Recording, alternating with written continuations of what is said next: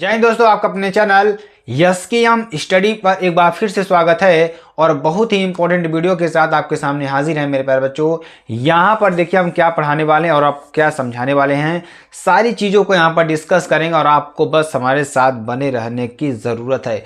अगर आप चाहते हैं मेरे प्यारे बच्चों 2023 में हम टॉप करें, किसमें, फिजिक्स में टॉप करें, तो यह वीडियो आपके लिए होने वाली है। यह वीडियो आपके लिए बहुत ही मोस्ट इम्पोर्टेंट होने वाली है और इसमें आपको हम बताएंगे पूरे बुक से मोस्ट इम्पोर्टेंट लघु उत्तरीय प्रश्न की बात करेंगे। ठीक है, तो ये आपके लिए हो जाएगा, बहुत ही इंपॉर्टेंट है। तो क्लास 12 भौतिक विज्ञान की बात करेंगे और 95% आपके एग्जाम में यही प्रश्न आने वाले हैं। ठीक है, 95% आपके एग्जाम में यही प्रश्न आने वाले हैं। ठीक है, आप सभी को बस हमारे साथ जुड़े रहने की ज़रूरत है और अच्छी तरीके से समझते रहने की ज़रूरत है। ठीक है, चलिए क्वेश्चन को पढ़ते हैं जो आपके लिए बहुत ही इंपॉर्टेंट है, बहुत ही महत्वपूर्ण है। और जितने भी स्टूडेंट्स हमारे साथ जुड़ेंगे चैनल को सब्सक्राइब, लाइक, कमेंट शेयर जरूर दबा देंगे और बेल आइकन जरूर दबा लेंगे ताकि जो भी वीडियो की नोटिफिकेशन हो आपके स्क्रीन पर तुरंत ही पहुंच जाए। दो गोलों के आवेश क्रमशः कितने हैं? 2 × 10⁻⁷ कूलाम, 3 × 10⁻⁷ कूलाम है, जिन्हें 30 सेंटीमीटर की दूरी पर वायु में रखा गया है। यहाँ पे 30 सेंटीमीटर की दूरी पर वायु में रखा गया है, तो उसके बीच कार्यरत बल का परिकलन कीजिए। ठीक है, तो उसके बीच जो कार्यरत बल है उसका कार्यरत बल का परिकलन आपको करना है। ठीक है, जो कि बहुत ही इंपॉर्टेंट है। यहाँ पे देखिए क्या हो जाएगा मेरे प्यारे बच्चों, माना दो आवेश Q1 तथा Q2 हैं। दो आवेश कौन कौन से हैं? Q1 तथा Q2 हैं। ठीक है, तो इसमें क्या क्या दे रखा है उसके बारे में चर्चा करेंगे पहले। ठीक है, तो इसमें क्या दे रखा है मेरे प्यारे बच्चों, देखिए Q1 कितना दे रखा है? 2 × 10⁻⁷ कूलाम और Q2 कितना दे रखा है? 3 × 10⁻⁷ कूलाम। ठीक है, इसके बीच की दूरी क्या है? D है और यहाँ पर 30 सेंटीमीटर दे रखा है। तो Q1 बराबर क्या है? 2 × 10⁻⁷ कूलाम, Q2 बराबर 3 × 10⁻⁷ कूलाम। ठीक है, तो कूलाम के नियम से क्या हो जाएगा? F = 1/4πε0 Q1 Q2/d² या d² आपका हो जाएगा। तो यहाँ पे देखिए मान रखने पर k बराबर 1 रख देंगे हम, तो ध्यान दीजिएगा। तो 9 × 10⁻⁹ 2 × 10⁻⁷ 3 × 10⁻⁷/0.3 × 10.3। ठीक है, आपके लिए हो जाएगा, जो कि बेहद ही बहुत ही इंपॉर्टेंट है आपके लिए। ठीक है, तो चलिए आगे आप थोड़ा सॉल्व करते हैं, इसको आपको अच्छी तरीके से बताते हैं। यहाँ तक तो आपको समझ में आ गया होगा। तो यहाँ से देखिए F बराबर क्या हो जाएगा? 9 × 2 × 3 × 10⁻⁵/3 × 3 × 10⁻⁻⁻, बराबर क्या हो जाएगा? 6 × 10⁻³ न्यूटन। क्या हो जाएगा?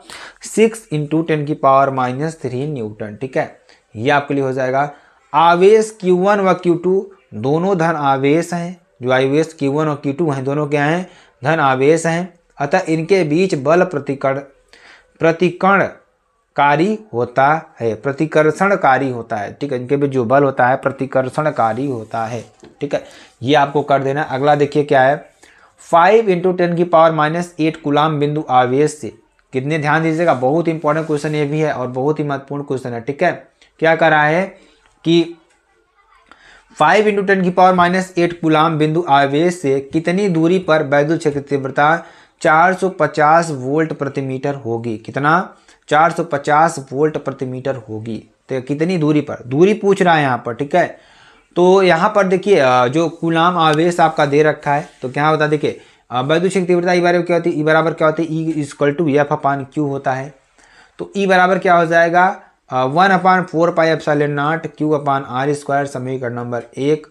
तो यहाँ क्या हो जाएगा? 1/4πε0 9 × 10⁹ ई बराबर 450 वोल्ट प्रति मीटर। क्या हो जाएगा? ई बराबर 450 वोल्ट प्रति मीटर और Q बराबर क्या हो जाएगा? 5 × 10⁻⁸ कूलाम। कितना हो जाएगा? 5 × 10⁻⁸ कूलाम। ठीक है, यहाँ से 450 बराबर क्या हो जाएगा? 9 × 10⁹ × 5 × 10⁻⁸r²। ठीक है, आपके लिए हो जाएगा। तो r² बराबर क्या हो जाएगा? 45 × 10/45 यानी 450। ठीक है, तो यहाँ पे सॉल्व करें क्या आ जाएगा? 1 यानी r = 1 मीटर। ठीक है, तो ये आपके लिए क्वेश्चन है, बहुत ही इंपॉर्टेंट, बहुत सिंपल सा क्वेश्चन था, बहुत ज़्यादा कठिन नहीं है, तो आप लोग आसानी से इसको कर सकते हैं। ठीक है, इसको आसानी से आप लोग कर सकते हैं, कोई इसमें वो नहीं है कि आप बहुत ज़्यादा कठिन है तो आप नहीं कर सकते हैं, इसको आप आसानी से कर सकते हैं। ठीक है, कोई इसमें बड़ी बात नहीं है। ठीक है, देखिए ये भी क्वेश्चन बहुत ज़्यादा आपसे पूछता है एग्ज़ाम में, इतना ज़्यादा पूछता है कि लगभग हर एक साल आपसे ये क्वेश्चन ज़रूर से ज़रूर पूछता है। ठीक है, क्वेश्चन क्या है, आप सभी लोग इससे परिचित होंगे, बायो-सेवर्ट का नियम। अगर आप सभी लोग परिचित हैं तो आप सभी लोग कमेंट बॉक्स बताइए कि हाँ सर हम परिचित हैं इस क्वेश्चन से। ठीक है, तो बायो-सेवर्ट का नियम क्या होता है उसके बारे में आपको यहाँ पर बताना है। ठीक है, तो बायो-सेवर्ट का नियम देखिए क्या है। बायो-सेवर्ट ने धारावाही चालकों द्वारा, किसके द्वारा, धारावाही चालकों द्वारा यहाँ पर क्या कहा, उत्पन्न चुंबकीय क्षेत्र का मान ज्ञात करने के लिए, क्या ज्ञात करने के लिए, यानी बायो-सेवर्ट ने धारावाही चालक द्वारा उत्पन्न चुंबकीय क्षेत्र का मान ज्ञात करने के लिए एक व्यंजन प्रदान किया। क्या किया, एक व्यंजक प्रदान किया जिसे बायो-सेवर्ट का नियम कहते हैं। क्या कहते हैं, बायो-सेवर्ट का नियम कहते हैं। ठीक है, तो कौन सा व्यंजक था जो आपके लिए बहुत ही इंपॉर्टेंट है, बहुत ही महत्वपूर्ण है मेरे प्यारे बच्चों। तो यहाँ पर ध्यान दीजिएगा, यहाँ पर जो इसमें दे रखा है, क्या दे रखा है, हम मान लेते हैं यक्स वाई क्या है, एक चालक तार है जिसमें आई धारा प्रवाहित हो रही है। इसमें कितनी धारा प्रवाहित हो रही है, आई धारा प्रवाहित हो रही है। यहाँ आप लिखेंगे आई धारा प्रवाहित हो रही है। ठीक है, इस कारण इसके चारों ओर चुंबकीय क्षेत्र उत्पन्न हो जाता है। इस कारण इसके चारों ओर क्या हो जाता है, चुंबकीय क्षेत्र उत्पन्न हो जाता है। चालक से आर दूरी पर एक बिंदु P है। मान लीजिए चालक से आर दूरी पर क्या है, एक बिंदु क्या है, यहाँ पर ध्यान दीजिएगा, एक बिंदु P है। ठीक है, ध्यान समझिएगा, चालक से आर दूरी पर, अगर हम कह दें आर दूरी पर कितना है, यहाँ से यहाँ तक की दूरी कितना है, आर है मेरे प्यारे बच्चों। ठीक है, तो आर दूरी पर क्या है, एक बिंदु क्या है, P है, जिस पर चुंबकीय क्षेत्र की गणना करनी है। हमें इस पर क्या करना है, चुंबकीय क्षेत्र की क्या करना है, गणना करना है। और इसके लिए बायो-सेवर्ट ने धारावाही चालक में dl अल्पांश लिया। इसके ज्ञात करने के लिए हमने क्या किया, एक dl अल्पांश लिया। ठीक है, ये लिया। उसके बाद इससे r दूरी पर स्थित, इससे फिर r दूरी पर स्थित यहाँ पर एक बिंदु, यानी कि चुंबकीय क्षेत्र db निम्न कारकों पर निर्भर करता है। जो db है वो निम्न कारकों पर निर्भर करेगा। अब वो कारक कौन कौन से हैं, चलिए उसके बारे में चर्चा करते हैं ताकि आपको अच्छी तरीके से समझ में आ जाए। ठीक है, देखिए इस नियम के अनुसार, इस नियम के अनुसार क्या हो जाएगा, चुंबकीय क्षेत्र db, जो चुंबकीय क्षेत्र db है चालक में प्रवाहित धारा I के समानुपाती होता है। जो db है वहाँ पर जो हुआ था वो उसमें चालक में प्रवाहित धारा के अनुक्रमानुपाती होगा। समीकरण नंबर 1 लिख दीजिए। चुंबकीय क्षेत्र db धारावाही अल्पांश की लंबाई dl के समानुपाती होता है, यानी कि db is directly proportional to dl। समीकरण नंबर 2, चुंबकीय क्षेत्र db धारा तथा अल्पांश को P बिंदु से मिलाने वाली रेखा के मध्य बने कोण थीटा की ज्या के समानुपाती होता है, यानी कि db is directly proportional to sine theta. ठीक है, अगला देखिए, चुंबकीय क्षेत्र db अल्पांश तथा P बिंदु के मध्य दूरी के वर्ग के व्युत्क्रमानुपाती होता है, अर्थात db is inversely proportional to 1/r²। ठीक है, ये आपके लोग का। चलिए आगे आपको बताते हैं। अब हम क्या करेंगे, चारों समीकरणों को मिलाने पर, ठीक है, तो चारों समीकरणों को मिलाएंगे तो db is directly proportional to I dl sine theta upon r²। ठीक है, तो db बराबर क्या हो जाएगा, km i dl sine theta upon r²। km बराबर क्या हो जाएगा, μ0/4π। ठीक है, जहाँ km एक समानुपाती नियतांक है। क्या है, एक समानुपाती नियतांक है। ठीक है, μ0 बराबर क्या हो जाएगा, निर्वात अथवा वायु की चुंबकशीलता है, निर्वात अथवा वायु की चुंबकशीलता है। इसकी बीमा mLT की पावर -2 a की पावर -2 होती है। ठीक है, इस प्रकार अल्पांश के कारण उत्पन्न क्षेत्र धारा, अल्पांश के कारण क्या उत्पन्न क्षेत्र धारा धारावाही अल्पांश की लंबाई व दूरी पर निर्भर करती है। जो धारावाही अल्पांश की लंबाई है वह दूरी पर निर्भर करती है। ठीक है, चुंबकशीलता एवं विद्युतशीलता में संबंध आपको बताना है। तो म्यू जीरो एप्सिलॉन नॉट बराबर क्या हो जाएगा 1/c², यानी जहाँ c बराबर क्या है, प्रकाश का वेग है। क्या है, प्रकाश का वेग है। और c बराबर क्या हो जाएगा 1/√μ0 एप्सिलॉन नॉट m/s, मीटर प्रति सेकंड। ठीक है, ये आपके लिए हो जाएगा, जो कि बहुत ही इंपॉर्टेंट है, बहुत ही महत्वपूर्ण है। ठीक है, चलिए आगे आपको बता। अगला क्वेश्चन देखिए, दो धन आवेश जो कि परस्पर 0.1 मीटर की दूरी पर हैं, जो धन आवेश जो कि परस्पर 0.1 मीटर की दूरी पर हैं, एक दूसरे को 18 न्यूटन के बल से प्रतिकर्षित करते हैं। क्या करते हैं, एक दूसरे को 18 न्यूटन के बल से प्रतिकर्षित करते हैं। यदि दोनों आवेशों का योग 9 माइक्रोकूलाम हो तो उनके अलग अलग मान ज्ञात कीजिए। उनके अलग अलग मान आपको ज्ञात करना है। तो आवेशों के बीच लगने वाला आकर्षण बल, ठीक है, F बराबर 1/4 pi epsilon not Q1 Q2 upon r², F बराबर 18 न्यूटन, R बराबर 0.1 मीटर। ठीक है, तो 18 बराबर यहाँ पर क्या हो जाएगा 9 × 10⁹ इंटू Q1 Q2 अपान 0.1 का होल स्क्वायर। ठीक है, जो कि आपका दे रखा है। अब यहाँ से इसको हम सॉल्व करेंगे तो Q1 Q2 बराबर 18, यहाँ पर क्या हो जाएगा 18। ठीक है मेरे प्यारे बच्चों, जो कि वेरी वेरी मोस्ट इंपॉर्टेंट है, तो बहुत ही इंपॉर्टेंट है, बहुत ही महत्वपूर्ण है। ठीक है, जो कि आपके लिए बेहद इंपॉर्टेंट है। ठीक है, चलिए इसको आपको अच्छी तरीके से बताते हैं और आपको अच्छी तरीके से समझाने का प्रयास करते हैं।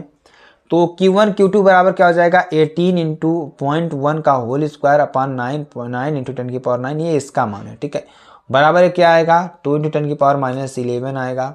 अब देखिए हम क्या करेंगे, एक फार्मूला आपको मालूम होगा क्या मेरे प्यारे बच्चों। देखिए यहाँ पर Q1 माइनस Q2 का स्क्वायर बराबर Q1 प्लस Q2 का स्क्वायर माइनस 4 Q1 Q2, ये एक तरीके से फार्मूला ही है।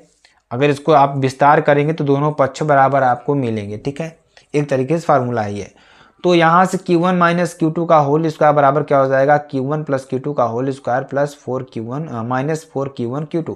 ठीक है, और Q1 माइनस Q2 बराबर क्या हो जाएगा अंडर रूट, देखिए Q1 प्लस Q2 कितना दिया है 9 × 10⁻6 का whole square minus 4 × Q1 Q2 का मान हमने अभी निकाला। क्या निकाला, हमने क्या निकाला मेरे प्यारे बच्चों, देखिए इसमें दे रखा है दोनों आवेशों का योग दे रखा था 9 माइक्रोकूलाम, तो 10⁻6 का होल स्क्वायर 4 × 2 × 10⁻11 Q1 Q2 बराबर 10⁻6। ठीक है, और Q1 प्लस Q2 बराबर 9 × 10⁻6। अब देखिए यहाँ से क्या हो जाएगा, समीकरण 1 व 2 को हल करने पर, समीकरण 1 और 2 को हल करेंगे तो क्या होगा, Q1 बराबर क्या हो जाएगा 5 × 10⁻6 बराबर क्या हो जाएगा 5 माइक्रोकूलाम, Q2 बराबर क्या हो जाएगा 4 × 10⁻6 4 माइक्रोकूलाम। ठीक है, आपके लिए हो जाएगा। चलिए अगला आगे आप बताते हैं आगे क्या होगा। अगला क्वेश्चन देखिए क्या है, दो बिंदु आवेशों को, किसको, दो बिंदु आवेशों को वायु में एक निश्चित दूरी पर रखने पर, क्या करने पर, जो बिंदु आवेशों को क्या करने पर मेरे प्यारे बच्चों, यहाँ पर ध्यान दीजिएगा, दो बिंदु आवेशों को वायु में एक निश्चित दूरी पर रखने पर, क्या करने पर, वायु में एक निश्चित दूरी पर रखने पर, ध्यान दीजिएगा, जो कि आपके लिए वेरी वेरी मोस्ट इंपॉर्टेंट है और बहुत ही महत्वपूर्ण है। ठीक है, क्या करने पर, ध्यान दीजिएगा मेरे प्यारे बच्चों, इन्हें आवेशों को एक परावैद्युत में इतनी दूरी पर रखा जाता है तो इस बल का मान 8 न्यूटन हो जाता है। माध्यम का परावैद्युतांक ज्ञात कीजिए। ठीक है, तो जब आवेशों को वायु में रखा जाता है तब यह बराबर क्या होता है 1/4 pi epsilon not Q1 Q2 upon r²। 80 बराबर क्या हो जाएगा 1/4 pi epsilon not Q1 Q2 upon r²। जब आवेशों को परावैद्युत में रखा जाता है तब F डैश बराबर 1/4 पाई एप्सिलॉन नॉट के Q1 Q2 अपान r², यानी 8 बराबर क्या हो जाएगा 1/4 पाई एप्सिलॉन नॉट के Q1 Q2 अपान r²। ठीक है, ये आपके लिए हो जाएगा। तो 8 बराबर क्या हो जाएगा 80, ठीक है, अपान के, तो के बराबर क्या हो जाएगा 80/8, यानी कि 8 से 8 कैंसिल, 1 बचेगा, यहाँ क्या आएगा 10। ठीक है, तो इस तरीके से परावैद्युतांक का मान क्या हो जाएगा 10 आ जाएगा। तो आई होप आपको अच्छी तरीके से समझ में आना, समझ में आते एक बार फिर से हम आपको बताते हैं। देखिए जब दो आवेशों को वायु में रखा जाता है तब इसमें दे रखा है कि दो आवेश को वायु में एक निश्चित दूरी पर रखने पर उनके बीच 80 न्यूटन का बल कार्य करता है। जब उनको हम किस में रखते हैं, आवेश को वायु में रखते हैं तो 80 न्यूटन का बल लगता है। और इन्हीं आवेशों को जब हम इतनी दूरी पर रखते हैं जो कि क्या होगा, इस बल का 8 न्यूटन हो जाता है, तो माध्यम का प्रवर्तकांक आपको निकालना है। ठीक है, तो ध्यान दीजिएगा क्या हो जाएगा, 80 बराबर 1/4 Q1 Q2 R स्क्वायर। जब आवेशों को परावैद्युत में रखा जाता है तो यहाँ पर कितना न्यूटन दिया था बल, 8 न्यूटन। तो इस तरीके से हो जाएगा, तो 8 बराबर 80/K, तो क्या हो जाएगा K बराबर 80/8 बराबर 10। इस तरीके से आपको निकाल लेना था। तो मेरे प्यारे बच्चों, आपका क्वेश्चन अगर आपको पसंद आता है चैनल को लाइक शेयर कमेंट सब्सक्राइब जरूर कर सकते हैं। फिर मिलते हैं नेक्स्ट वीडियो में नए टॉपिक के साथ, तब तक के लिए जय हिंद जय भारत।